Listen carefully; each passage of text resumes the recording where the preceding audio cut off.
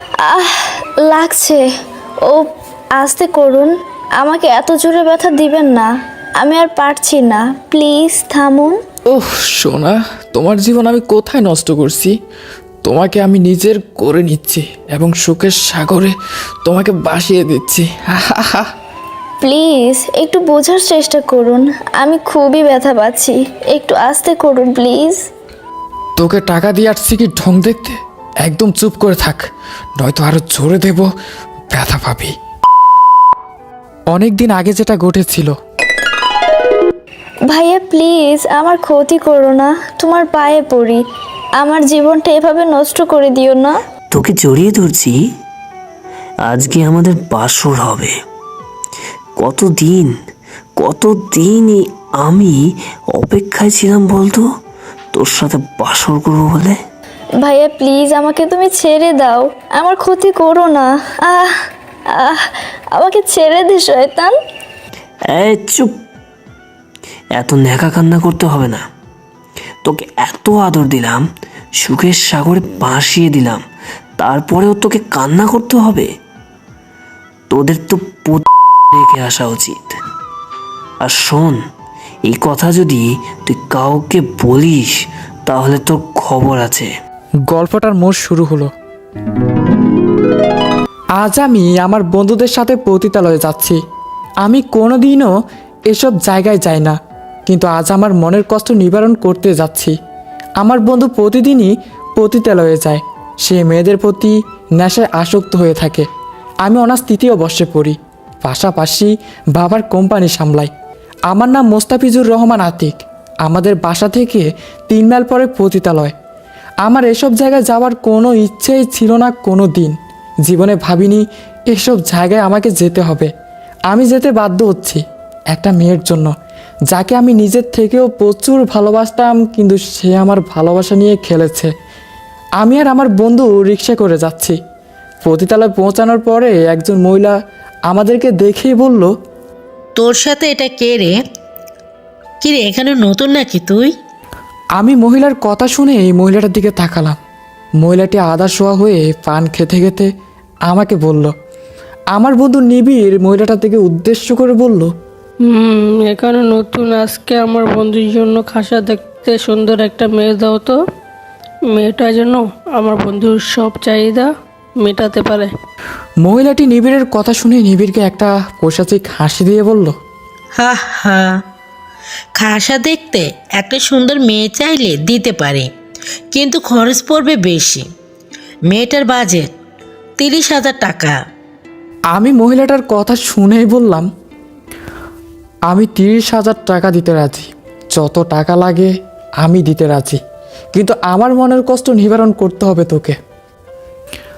আমার কথা শুনে মহিলাটা শর্মিলা নামের একটা মেয়েকে ঢাক দিয়ে বলল, 2 দিন আগে যে নতুন একটা মেয়েকে এখানে নিয়ে আসা হয়েছে, তাকে ওই রুমে দিয়ে আয়, আর এই ছেলেটাকেও ওই রুমে পৌঁছে দিয়ে আসবে।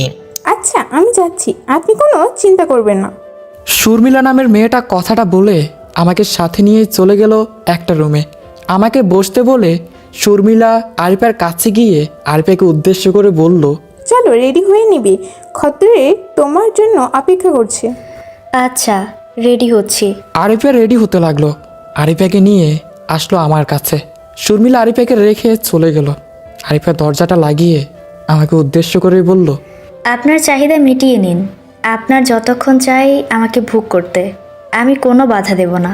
আমি আরিফের কথা শুনে আমি আরিফের দিকে ভালো করে তাকালাম। মেয়েটার চোখে পানি টলমল করছে, যে কোনো সময় গড়িয়ে পড়বে। আরিফের গায়ের রং দুধে আলতা, চেহারাতে মায়ায় ভরা, চোখ দুটো ডাগর ডাগর, ঠোঁট দুটো হালকা গোলাপি। যে কেউ আরিফাকে দেখা মাত্রই প্রেমে পড়তে বাধ্য। আমি এক ধ্যানে আরিফের দিকে তাকিয়ে থাকলাম। আরিফা আমাকে এভাবে তাকিয়ে থাকতে দেখে আমাকে উদ্দেশ্য করেই বলল, কি হলো, এভাবে তাকিয়ে আছেন কেন? আপনার কাজ শুরু করেন, বললাম তো আমি কোনো বাধা দেব না, আপনি আপনার কাজ শুরু করতে পারেন। আমি কোনো কথা না বলে আরিফের দিকে আস্তে আস্তে এগোতে লাগলাম। আমি আরিফের সামনে গিয়ে ওর চোখের দিকে তাকিয়ে থাকলাম কিছুক্ষণ। আরিফাও আমার চোখের দিকে তাকিয়ে আছে। আমি আরিফাকে কিছু না বলে ওর হাত ধরে বিছানার ওপর ওকে বসিয়ে দিলাম। আরিফা আমাকে কিছু বলতে যাবে, তখন আমি আরিফার নরম 2 জোড়া গোলাপি ঠোঁটের উপর হাত দিয়ে আরিফাকে থামিয়ে দিলাম। আমি শান্তভাবে ব্রু কুঁচকে আরিফাকে উদ্দেশ্য করে বললাম, তুমি কি এখানে নতুন আসছো? আরিফা কেমন জানি নির্বাক দৃষ্টিতে আমার দিকে তাকিয়ে থাকলো, কিছু বলছে না, শুধু চোখ থেকে তার টপ টপ করে পানি পড়তে লাগলো। আমি আরিফার চোখের পানি মুছতে দিয়ে বললাম, তুমি আমাকে একজন বন্ধু ভেবে বলতে পারো, তুমি কি এখানে নতুন আসছো নাকি, বা আমি তোমার কত নাম্বার কারেন্ট? আরিফা চোখের পানি ফেলতে ফেলতে তাচ্ছিল হেসে বলল, আমার অতীত শুনে আমার সাথে ঠাট্টা তামাশা করবেন বুঝেছি। আর আপনি আমার বলতে গেলে পতিতালয়ে আসার পর প্রথম ক্লায়েন্ট, আর বাস্তব জীবনে দ্বিতীয় ক্লায়েন্ট। আমি আরিফার কথা শুনে শান্ত গলায় আরিফাকে উদ্দেশ্য করে বললাম, আমি তোমার অতীত জেনে কোনো ঠাট্টা তামাশা করব না, আমাকে বিশ্বাস করতে পারো। আমি তোমার প্রথম বা দ্বিতীয় ক্লায়েন্ট মানে? আরিফা আমার দিকে তাকিয়ে কিছুক্ষণ চুপ থেকে আমাকে বলল, আপনি আমার সাথে কিছু করবেন না? না, আমি কিছু করব না। এবার বলো, তুমি এই কথা বললে কেন?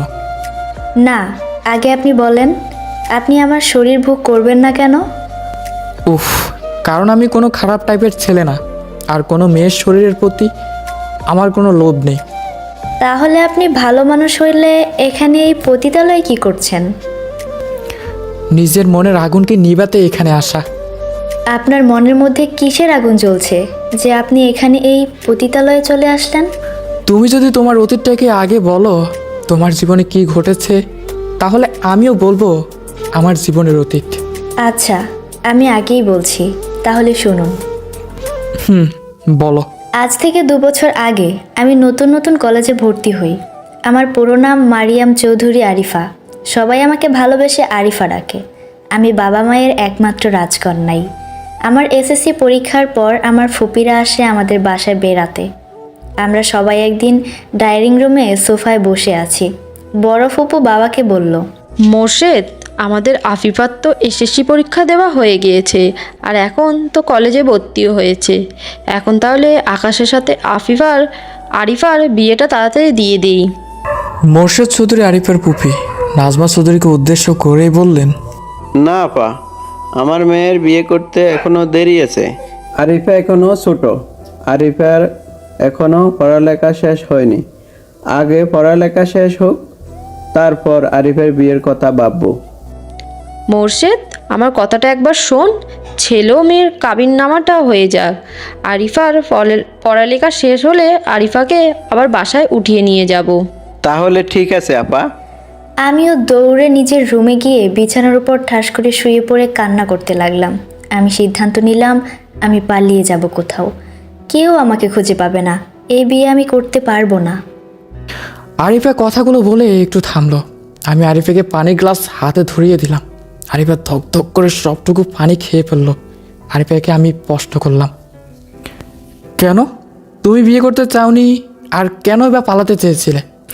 আরিফা নিষ্পলক দৃষ্টি উপরের দিকে তাকিয়েই বলল, পালাতে চেয়েছিলাম কারণ আকাশ ভাইয়া মানুষটা ভালো না। আমি আকাশ ভাইয়াকে তার স্বভাব ও ব্যবহারের জন্য বিয়ে করতে চাইছিলাম না। আকাশ ভাইয়ার জায়গায় অন্য কোনো ছেলেকে নিয়ে বিয়ের কথা বললে তাহলে আমি বিয়ে করতে রাজি হয়ে যেতাম। তোমার ফুফাতো ভাইয়ের তোমার প্রতি কীরকম ব্যবহার আর স্বভাব ছিল? আকাশ ভাইয়া রাতে সবাই ঘুমিয়ে যাওয়ার পর চুপি চুপি আমার রুমে আসতো।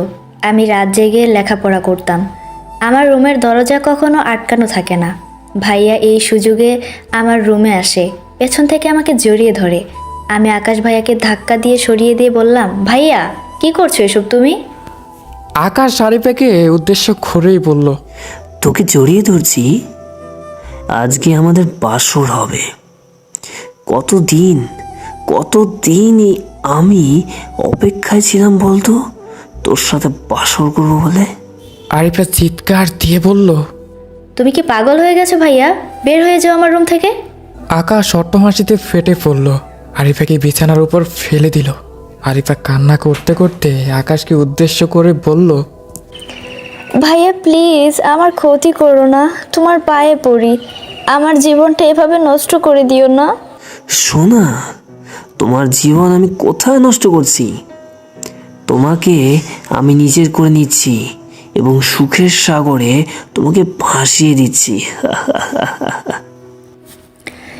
ভাইয়া প্লিজ আমাকে তুমি ছেড়ে দাও, আমার ক্ষতি করো না। আহ আহ আমাকে ছেড়ে দে জানোয়ার। আরিফার আর কিছু করার থাকলো না।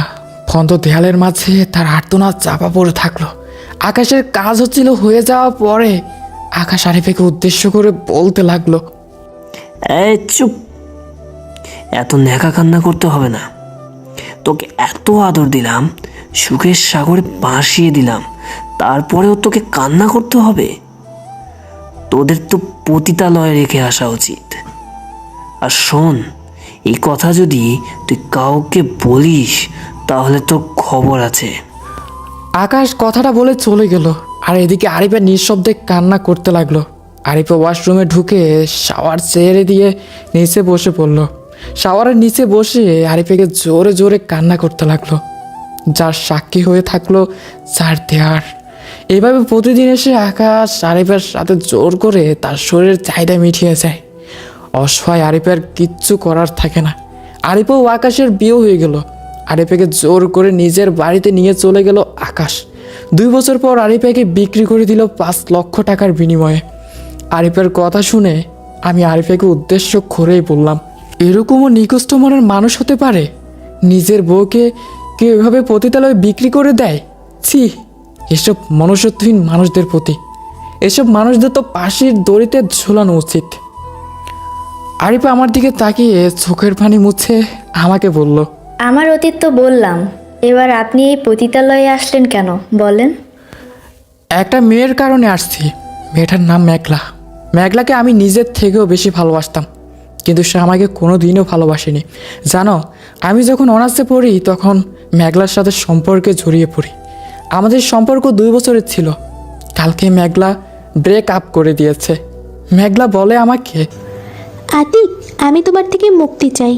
আমি অন্য একটা ছেলেকে ভালোবাসি, আর আমার তার সাথে বিয়ে 1 সপ্তাহ পরে। ভালো থেকো তুমি। আমি কিভাবে ভালো থাকবো তুমি বলতে পারো? আমি তো তোমাকে ছাড়া জীবন্ত লাশ হয়ে যাব, আর তুমি বলছো ভালো থেকো। দেখো আতিক, তোমার সাথে রিলেশন কন্টিনিউ করা আমার পক্ষে সম্ভব নয়। আমি দিদারকে ভালোবাসি। তাহলে 2 বছর ধরে আমাকে ভালোবাসোনি? আমার ভালোবাসা নিয়ে খেলেছো? না আতিক, আমি তোমাকে ভালোবাসতাম আবেগ দিয়ে।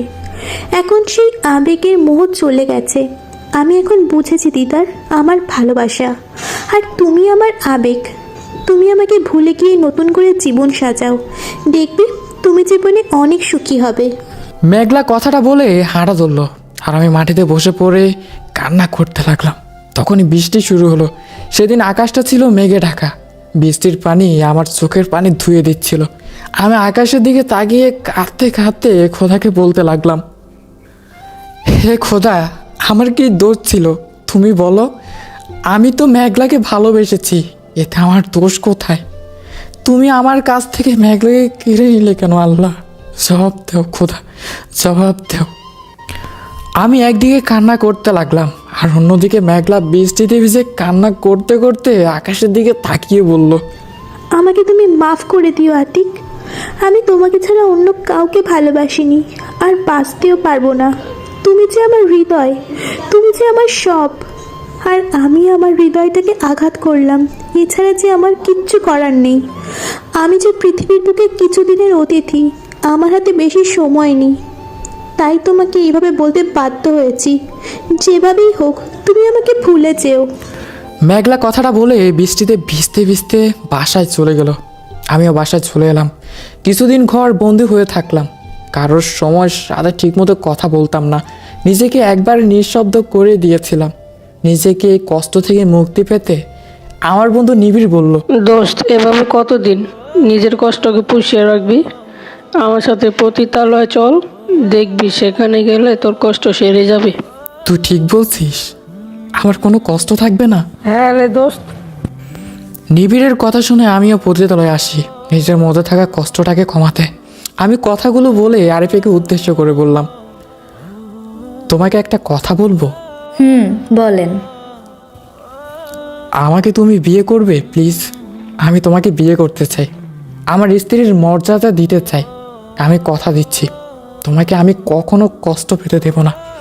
রানীর মতো করে রাখবো, তোমার চোখে পানি আসতে দেব না, কোনো দিনও না। এটা সম্ভব না। কেন সম্ভব না? আমি একজন পতিতা মেয়ে, আমার মতো পতিতাকে আপনার পরিবারের লোক মেনে নেবে না। আমি চাই না আমার জন্য আপনার সাথে আপনার পরিবারের কোনো সমস্যা হোক। আমি মুচকি হাসি দিয়ে আরিফাকে উদ্দেশ্য করেই বললাম, হারু পাখি, তুমি কোনো চিন্তা করো না, আমার পরিবার তোমাকে মেনে নিবে, কোনো সমস্যা হবে না। দেখবে আমার বাবা মা তোমাকে নিজের মেয়ের মনে করবে। দেখবে তুমি বউ হয়ে গেলে তোমার আদর থাকবে বেশি। আমার কথা শুনে আরিফা কান্না করতে থাকলো। কান্না করতে করতে আমাকে বলল, এত সুখ আমার কপালে জুটবে? জুটবে। এবার চলো, তোমাকে আমি আমার বাসায় নিয়ে যাই। কিভাবে যাব এখান থেকে? ওরা তো আমাকে যেতে দিবে না। উফ, তোমাকে চিন্তা করতে হবে না। আরিফার হাত ধরে আমি বাইরে আসলাম। আমি মহিলা সর্দানির কাছে গিয়ে বললাম, আমি আরিফাকে নিয়ে যেতে চাই। আরিফাকে আমি কিনে নিতে চাই।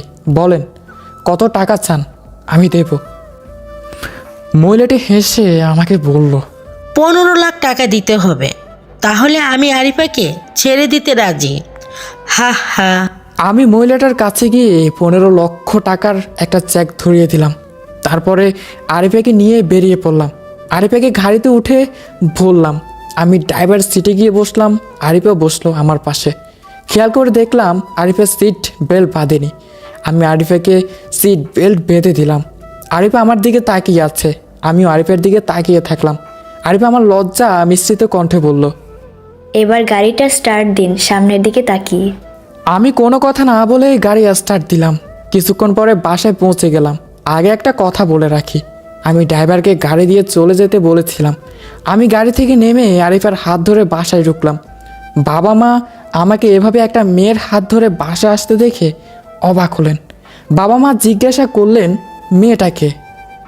আমি বাবা মাকে আরিফার বিষয়ে সব খুলে বললাম, আর আমি আরিফাকে বিয়ে করতে চাই। বাবা মা আমার কথা শুনে রাজি হয়ে গেল। 2 দিনের মধ্যে আমাদের বিয়ে হয়ে গেল। আমি রুমে ঢুকে দরজা লাগিয়ে দিলাম। আরিফা এসে আমাকে সালাম করলো। আমি আরিফাকে কাঁধ ধরে উঠিয়ে জড়িয়ে ধরলাম। জড়িয়ে ধরে আরিফাকে বললাম,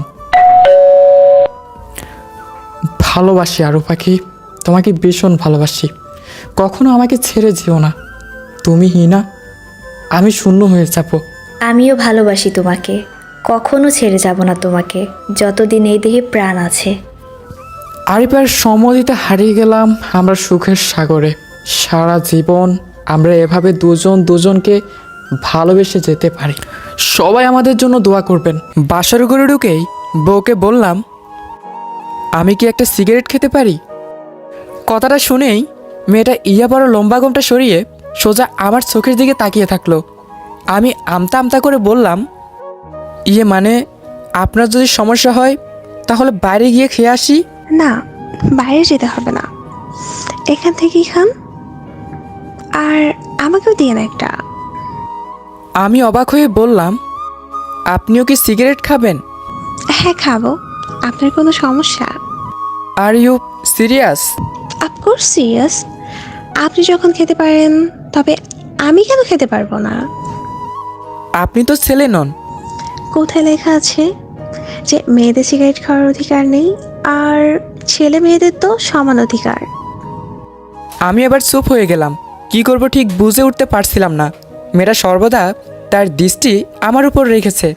আমি কি করছি তা দেখছে। একটু পর বলে উঠল, সিগারেট খেলে কি হয় জানেন? জানি। জানেন, তাও কেন খান?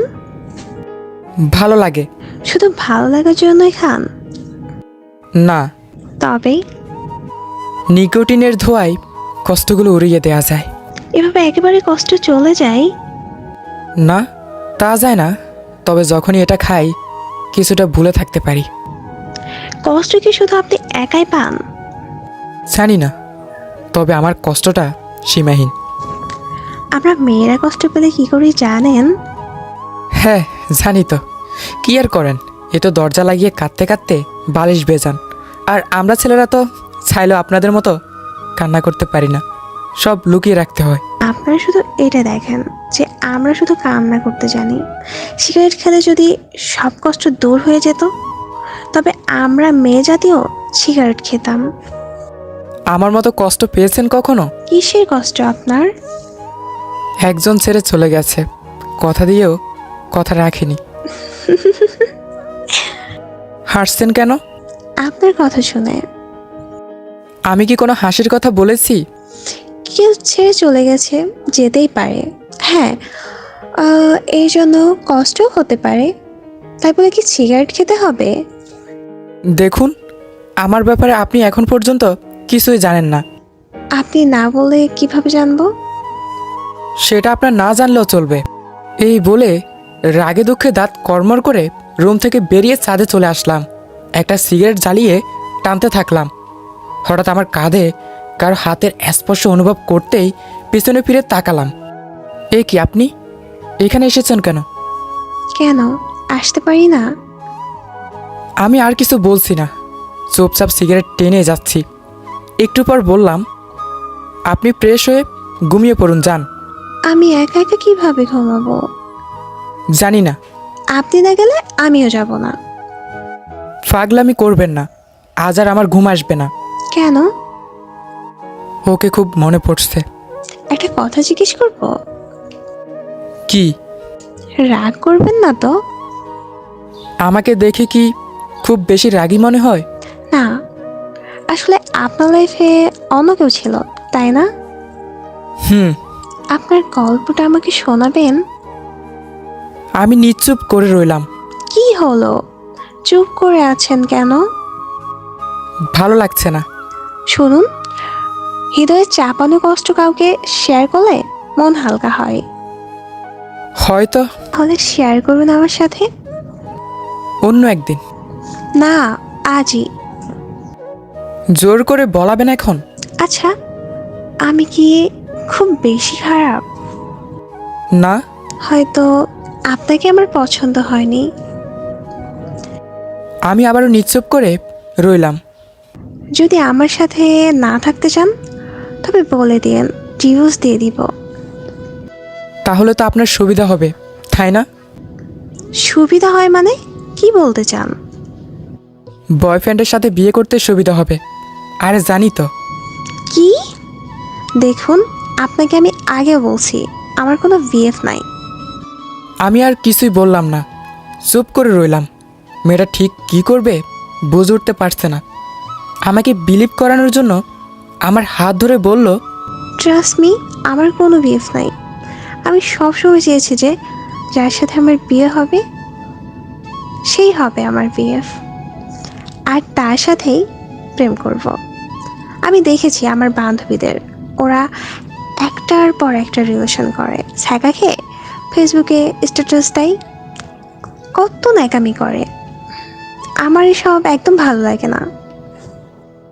বুঝলাম। এবার বিশ্বাস হয়েছে? হ্যাঁ, একটু একটু। কি?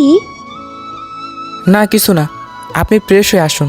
হ্যাঁ, তবে একটু ওয়েট করেন, আমি ফ্রেশ হয়ে আপনার জন্য কফি বানিয়ে আনছি। কফি খেতে খেতে আপনার গল্প শোনা যাবে। এই বলে একদরে মেয়েরা ছাদ থেকে চলে গেল। মেয়েটার পাগলামি দেখে নিজের অজান্তে মুখের কোণে হাসি চলে আসলো। কেমন বাচ্চাদের মতো স্বভাব। পারিবারিকভাবেই আমাদের বিয়ে হয়েছে। প্রথমে রাজি হয়নি, কিন্তু মা বাবার পরিশান্ত হাসিটা ধরে থাকতে এক প্রকার চাপে পড়েই বিয়েটা করা। ওর নাম অজান্তা। চেহারা একেবারে মাশাল্লাহ পরীর মতো, যে কেউ দেখলে প্রেমে পড়ে যাবে। প্রথমে দেখে আমি একটু থমকে গিয়েছিলাম, তাই মা বাবাকে বলেছিলাম এত সুন্দর চেহারার মেয়ে কোথাও না কোথাও নির্ঘাত রিলেশন আছে, বিয়ের পরেই ভেগে যাবে। কিন্তু সবাই বলল আসলে মেয়েটার কোনো রিলেশন নেই। আমিও কিছুতে বিশ্বাস করতে পারছিলাম না, তাই বিয়ের আগে মেয়েটাকে লজ্জা লজ্জা মুখ করে জিজ্ঞেস করেছিলাম, আচ্ছা একটা কথা বলবো? জি। আপনার কয়টা বয়ফ্রেন্ড? মেয়েটা রাগী লুক নিয়ে দাঁত কড়মড় করে বলেছিল, আপনার কি মনে হয় আমি 10-12টা বয়ফ্রেন্ড নিয়ে ঘুরি? আপনি এত সুন্দর দেখতে, বয়ফ্রেন্ড তো থাকার কথা। তো কি, আমি জানি আমি দেখতে সুন্দর। অনেক ছেলেই আমার পিছনে ঘুরে, কিন্তু আমি কাউকে পাত্তা দেই না। কেন? বলবো কোনো একদিন। এই বলে মেয়েটা আমার কাছ থেকে পালিয়ে গিয়েছিল। এর সাথে বিয়ে হলে নিশ্চয়ই পরের দিন কারো হাত ধরে চলে যাবে। অবশ্য আমিও সেটাই চাই, কিন্তু মেয়েটার হাব ভাব তেমন মনে হচ্ছে না। ওই তো মেয়েটা ফ্রেশ হয়ে কফি হাতে চলে এসেছে, কিন্তু হাতে দেখছি এক কাপি কফি। মেয়েটা কি জানে না যে আমিও কফি খেতে পছন্দ করি? কি স্বার্থপর, শুধু নিজের জন্যই বানিয়ে এনেছে। আপনি কি একাই কফি খাবেন? না, আপনিও খাবেন? তাহলে এক কাপ কেন? হাসছেন কেন? আপনি কিছুই বুঝেন না। কি বুঝবো? এক কাপ কফি এনেছি কারণ। কি? বলবো? হ্যাঁ বলেন। কারণ উফ, দুজন এক কাপে খাবো। এই বলে মেয়েটা খিলখিল করে হাসছে। আমিও খানিকটা মুচকি হেসে আর একটু সিগারেট ধরাতে যাব, তখন অজান্তা আমার হাত ধরে বলল। আমি খানিকটা মুচকি হেসে আর একটা সিগারেট ধরাতে যাব, তখন অজান্তা আমার হাত ধরে বলল, প্লিজ আজ আর খাবেন না, অন্তত আমার জন্য। প্লিজ প্লিজ, সিগারেটের গন্ধ আমার একদম সহ্য হয় না। ওর মুখের দিকে তাকিয়ে কেন যেন থমকে গেলাম। সিগারেট ধরাতে গিয়েও ধরালাম না। যতই দেখছি ততই অবাক হচ্ছি। এদিকে না খেয়েও থাকতে পারছি না। কি করব তা বুঝে ফেলার আগেই মেয়েটা বলল, আচ্ছা, আপনার যদি সমস্যা হয় তবে আপনি খান, আমি না হয় কিছুক্ষণের জন্য দম বন্ধ করে রাখবো। হোয়াট? দম বন্ধ করে আবার থাকা যায় নাকি? কি আর বলবো, আপনি তো। আচ্ছা ঠিক আছে, খাবো না। কি সত্যি? হুম। ওয়াও, আপনি এতগুলো ভালো। এই বলেই মেয়েটার মুখের কি হাসি, মনে হচ্ছে খুব খুশি হয়েছে। এর আগে এতটা খুশি হতে কাউকে দেখিনি। তাহলে এবার গল্প শুরু করেন। হ্যাঁ করব। দাঁড়ান দাঁড়ান, আগে কফিতে 1 চামচ দিয়ে নেন, না হলে ফিলিংস পাবেন না। আমি কফির কাপে চুমুক দিতে দিতে বললাম, প্রত্যেকটা মানুষের জীবনে কিছু অধ্যায় থাকে। কিছু অধ্যায় রঙিন, আবার কিছু অধ্যায় সাদা কালো। আর সাথে থাকে কিছু পরিত্যক্ত ভালোবাসার গল্প, যা শুরু হওয়ার আগেই শেষ হয়ে যায়। যে গল্পের নায়ক আমার হবার কথা ছিল, পরে বুঝতে পারলাম আমি নায়ক না, আমি আসলে ভিলেন। না, ভিলেন বললেও ভুল হবে, আমি আসলে ওই গল্পের নীরব দর্শক ছাড়া আর কিছুই ছিলাম না। ভেরি ইন্টারেস্টিং তো, একটু খুলে বলুন না প্লিজ। আমি এবার দীর্ঘশ্বাস ফেলতে ফেলতে বললাম, ক্লাস 9-এ থাকতে একটা মেয়েকে ভালো লেগে যায়। মেয়েটার নাম ছিল তিশা। দেখতে খুব একটা সুন্দরী না হলেও দেখতে বেশ মায়াবী। মাথায় 2টা বেনি বেনি বেঁধে পরিপাটি হয়ে স্কুলে আসতো। ওকে ভালো লাগার বিশেষ কারণটা ছিল ওর চুপচাপ স্বভাব।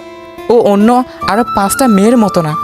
ক্লাসে চারিদিকে ছাড়া আর অন্য কোথাও মনোযোগ দিত না। সব পড়া সবার আগে দিত। পরীক্ষাগুলোতেও বেশ ভালো রেজাল্ট, এক কথায় মেধাবী মেয়ে। ক্লাস শুরু হলে মাথা নিচু করে ঢুকতো, আবার ক্লাস শেষ হলে মাথা নিচু করে বের হতো। রাস্তায় কারো দিকে চোখ তুলেও তাকাতো না পর্যন্ত। এই সব কিছুতেই আমাকে চম্বুকের মতো টানতো। মেয়েটার প্রতি অনেক আকর্ষণ হতাম। তারপর স্কুল গেটের সামনে রোজ দাঁড়িয়ে থাকতাম। আসলে ওকে দেখার জন্যই দাঁড়িয়ে থাকতাম। ও ঠিকই বুঝতে পারতো, কিন্তু চোখ তুলে তাকানোর সাহস পেত না। হয়তো সাহসের থেকে লজ্জাটাই বেশি পেত। প্রায় 6 মাস ধরে ওকে ফলো করার পর একদিন প্রথম ওর সিটিটা পেলাম। সিটি দেওয়ার কৌশলটা ছিল এরকম, আমি স্কুল গেটে ওর জন্য অপেক্ষা করছি, আর ও গেট থেকে বেরিয়ে একটা মোড়া চোরা কাগজ ফেলে দিয়ে যায়। সঙ্গে সঙ্গে বুঝে যাই এটা ওর কোনো বার্তা হবে। আমি কাগজটা হাতে নিয়ে একদৌড়ে স্কুলের পিছনে আম বাগানটায় চলে যাই।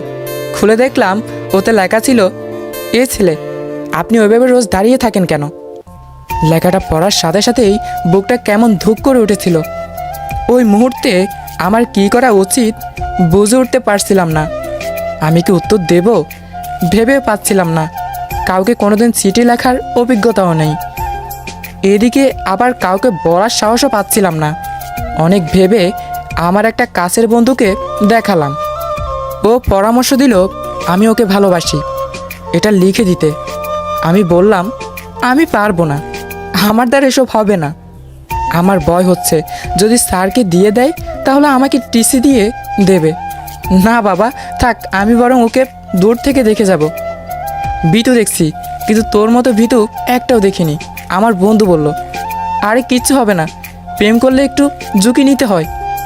ও কিছুটা সাহস দেওয়ার পর আমি ঠিক করলাম চিঠির উত্তর দেব। রাতে সবাই যখন ঘুমিয়ে পড়লো, আমি চট করে ডায়েরির একটা পৃষ্ঠা ছিঁড়ে তাতে লিখতে বসে যাই। আমি এবার গল্প থামিয়ে দিলাম, একটা স্বস্তির নিঃশ্বাস ফেলতে ফেলতে বললাম, কফিটা সুন্দর হয়েছে। সত্যি? হুম। নর্মালি আমার নিজের হাতে কফি খেতে ভালো লাগে, তবে আজ একটু অন্যরকম ভালো লাগা খুঁজে পেয়েছি। কীরকম? লজ্জা করছে। লজ্জা? এতে আবার লজ্জা করার কি আছে? মানে এই প্রথম কারোর সাথে একই কাফে কফি খাচ্ছি তো, তাই। আমি আবারও কফিতে চুমুক দিতে দিতে মুচকি হেসে বললাম, তাই নাকি? হ্যাঁ স্যার, তাই। আরেকটা জিনিস, কি?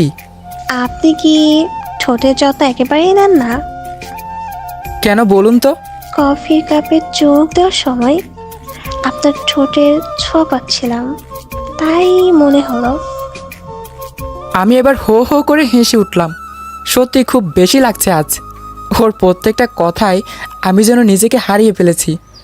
প্রথম বাসর রাতটা যে এভাবে কাটাবো ভাবিনি। খুব রোমান্টিক একটা মেয়ে। আমার ফিলিংসগুলো ওকে বলতে পেরে খারাপ লাগছে না, বরং শান্তি পাচ্ছি। আমার ঘোর কাটিয়ে অজান্তা বলে উঠল, তারপর কি হলো বলেন? লেখার সময় আমার হাত থরথর করে কাঁপছিল। আমার যত নেগেটিভ চিন্তাভাবনা সব আমার মাথার ভিতরে ঘুরপাক খাচ্ছিল। কী আর করব, ওকে পাওয়ার জন্য সাহস করে চিঠির উত্তর লিখেই ফেললাম। কি লিখেছিলেন? লিখেছিলাম, যদি বলি তোমাকে দেখার জন্য। হাসছেন কেন? এই সামান্য লেখা লিখতে গিয়ে এই অবস্থা? আমি ভীতু টাইপের ছিলাম, সব কিছুতেই ভয় পেতাম। কি আমার প্রেমিক পুরুষে? আচ্ছা, তারপর কি হয়েছিল? চিঠিটা কি দিতে পেরেছিলেন? হ্যাঁ, তবে অনেক কষ্টে। চিঠিটা দিতে গিয়ে মনে হচ্ছিল এই বুঝি কেউ দেখে ফেললো। যদি একবার কেউ দেখে ফেলে তাহলে আমি শেষ। কি আর করা, তাও কীভাবে যেন সবার চোখ এড়িয়ে দিয়ে ফেলেছিলাম। চিঠি দেওয়ার পর সেও আমার উত্তর দেয়। আবারও সেই স্কুলের পিছনে আমবাগানে গিয়ে চট করে পড়ে ফেলি। বিশ্বাস করুন, ওটা পড়ার পর আমি ভয়েতে 7 দিন স্কুলে যাইনি। কি 7 দিন? ও মাই গড! শুধু ওটা না, আমার খাওয়া দাওয়া সব বন্ধ হয়ে গিয়েছিল। শুধু খাওয়া, গোসল আর ঘুমার জন্য বাসায় যেতাম। আমার সব সময় বাইরে থাকতাম। এক কথায় পলাতক আসামির মতো থাকতাম। কিন্তু কেন? ওই চিঠির কারণে। কি এমন লেখা ছিল যে লুকিয়ে থাকতেন এভাবে? সেদিনের কথা মনে পড়লে আমি নিজে হেসে ফেলি। নিজেকে কেমন বোকা বোকা লাগে। আরে বলেন তো। লেখা ছিল, তাই না? আপনার খবর আছে, দাঁড়ান, আমি কালী হেড স্যারের কাছে আপনার নামে নালিশ দিব আর চিঠিটা দেখাবো। ব্যাস, এরপর থেকে আমার প্রতিক্রিয়া শুরু হয়ে গেল। কি আতঙ্কে ছিলাম শুধু আমি জানি।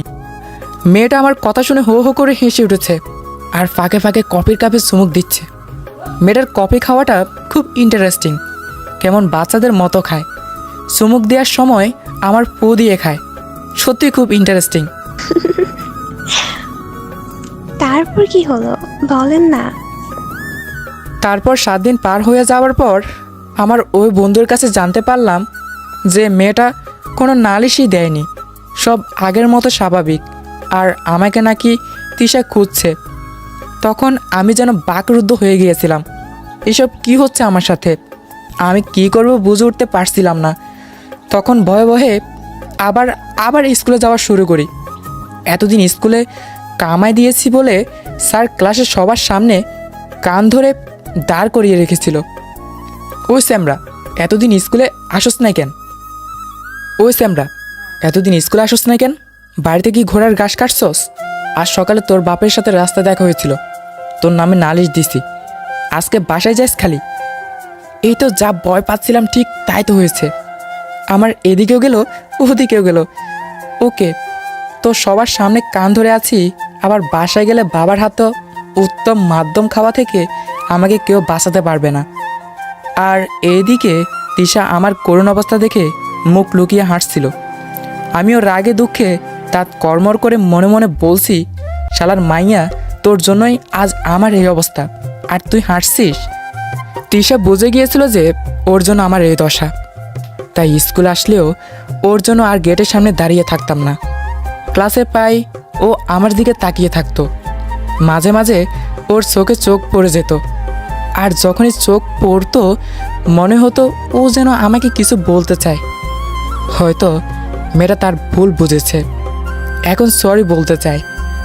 আমিও আর ওদিকে ইন্টারেস্টিং দেখাই না, আগের মতো চুপচাপ থাকি আর পড়াশোনায় মন দিই। তারপর এভাবে 2 দিন যাওয়ার পর আমার অঙ্ক বইয়ের মাঝে একটা চিঠি পেলাম। চিঠিটা পেয়ে খানিকটা অবাক হই।